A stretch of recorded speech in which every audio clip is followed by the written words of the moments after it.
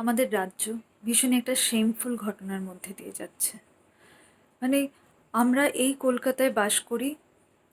আমরা এরকম জায়গাতে এতদিন মনে করতাম ভীষণ সেফ আছি, ভালো আছি।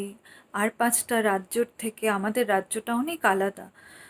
কিন্তু সিরিয়াসলি এই আরজি করের ইনসিডেন্টটা হওয়ার পরে এটা তো বুঝতে পেরেছি যে কোনোটাই আলাদা নয়।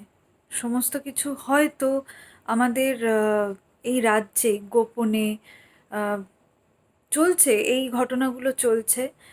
আমরা আজকে আরজি করে ঘটেছে বলে এই ঘটনাটা নিয়ে মানে আমাদের চোখের সামনে উঠে এসছে, এতগুলো লোকের সামনে ঘটনা এসছে, কিন্তু এরকম ঘটনা হয়তো আরও বিভিন্ন জায়গায় হচ্ছে। আমি মেয়েটার জায়গা থেকে দাঁড়িয়ে মানে ভেবে দেখছি যতবার যে কতটা কষ্টের মধ্যে দিয়ে সে ওই সিচুয়েশনটাকে ফেস করেছে, আমি স্পিচলেস। কিন্তু এটার সাথে সাথে আমি ভীষণ মানে ভাবছি যে কিভাবে এটা পসিবল। কারণ ওটা একটা ওয়ার্ক প্লেস, ওখানে 10টা লোক, হাজারটা মানুষ, রুগী, সবাই ওখানে যায়, যাতায়াত আছে। হতে পারে সেটা রাত, কিন্তু একেবারে নিরালা নির্জন্ত জায়গা নয় ওটা। আর সেখানে দাঁড়িয়ে ওখানেরই ভেতরের লোকজন যেটা করলো, সেখানে দাঁড়িয়ে আমার এটাই বলার যে যারা করলো তারা একবারও ভাবলো না এ তো তোমাদেরই কালিগ, বা তোমাদের দিদি সিনিয়র, বা তোমাদের জুনিয়র। সে ওখানে তোমাদেরই মতো পড়তে গেছিলো, ডাক্তার হতে গেছিলো। তোমরা যখন তার সাথে এরকম কোনো একটা ব্যবহার করছো, একবারও ভাবলে না তার একটা ফ্যামিলি আছে, তার মা আছে, বাবা আছে, কি নিয়ে তারা থাকবে? আর আমার যেখানে মেনলি রাগ হচ্ছে সেটা হচ্ছে যে আহ, ঘটনা অনেক জায়গাতে উঠে আসছে যে এটার মধ্যে কিছু মেয়েরাও জড়িত আছে। কি করে? হাউ? একটা মেয়ে হয়ে একটা মেয়ের এত বড় সর্বনাশ, তাকে প্রাণে মেরে দেওয়া, কি করে পসিবল এগুলো? আমি জানি না এই সমস্ত মেয়েরা কীরকম মানসিকতা নিয়ে বড় হয়েছে, তারা বাড়ি থেকে কীরকম শিক্ষা পেয়েছে অ্যাকচুয়ালি। আমার আমি এটাই চাই এই মেয়েগুলোর শাস্তি হোক। কারণ এই মেয়েগুলোর জন্য আজকে কিন্তু মানে আমাদেরকে আরেকবার রিথিঙ্ক করতে হচ্ছে যে আমরা আদতেও আমাদের মেয়ে কালিগ বা আমরা চারপাশে যাদের সাথে ওঠা বসা করছি, আমরা সেফ কি? তাদের থেকে অ্যাকচুয়ালি সেফ কি? কারণ আমরা অলওয়েজ ছেলেদের দিকে পয়েন্ট আউট করি, ছেলেরা মেয়েদের সাথে খারাপ ব্যবহার করে। কিন্তু আমরা কখনো এটা ভেবে দেখিনি যে একটা মেয়ে আর একটা মেয়ের সাথে খারাপ ব্যবহার করছে, আর একটা মেয়ের কারণে আর একটা মেয়েকে চরম ক্ষতিপূরণ দিতে হলো। মানে কি লসটা হলো তার ফ্যামিলি একমাত্র সেটা জানে।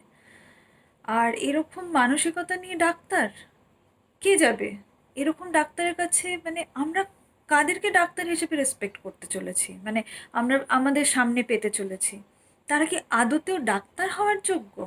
এরা তো দুদিন পরে যখন ডাক্তারি পাশ করে হয়তো মানে বেরোবে, কারণ এরা প্রচণ্ড অভিনেতা টাইপেরই আমি বলবো। কারণ মেবি এই যে মিছিলটা হয়েছে কিছুদিন আগে, মেয়েরা সবাই মিলে রাস্তা দখল করেছে, মেয়েরা আন্দোলন করছে সেফটির জন্য, তখন হয়তো এই মেয়েগুলোই ওখানে বসে একই সুরে সুর মিলিয়েছে, স্লোগান দিয়েছে। মানে কতটা ডুয়েল ফেসেস এরা, যে দুদিকেই মানে নিজের রংটা পাল্টে সুন্দর চলছে। আর তাহলে পরে এরা যখন সমাজের মধ্যে মিশে যাবে, কিভাবে মানুষের ক্ষতি করবে? কত মানুষ, নিরীহ মানুষকে এরা প্রাণে মেরে দেবে, যে নিজের কালিগ বা সিনিয়রকে রেসপেক্ট করতে পারছে না যারা, যার প্রাণ নিয়ে নিতে পারছে। এদের কাছে রুগী তো কোনো ব্যাপার না, আমরা সাধারণ মানুষ, আমাদের সাথে তো আরোই বেশি কোনো অ্যাটাচমেন্ট নেই। এরা কি করতে পারে বুঝতেই পারছো। আর প্রশাসনকে নিয়ে তো মানে প্রশাসন ইজ আ প্রহসন, এর বাইরে আর কিছুই বলার নেই। যাই হোক, যথেষ্ট কঠোর শাস্তি হওয়া উচিত প্রত্যেকের প্রত্যেকের, ছেলে মেয়ে যারা যারা এর সাথে যুক্ত।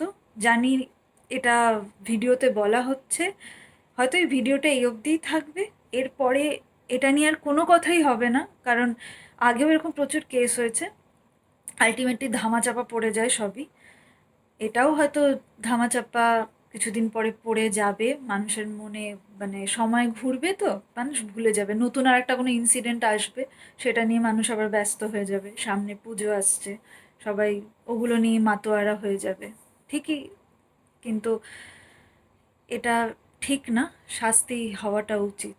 কারণ প্রতিবাদ করলে পরে যদি কারোর মানে নিয়তি হয় মৃত্যু, তাহলে কি বলবো, কিছু বলা নেই, আমি ভাষা হারিয়ে ফেলছি জাস্ট।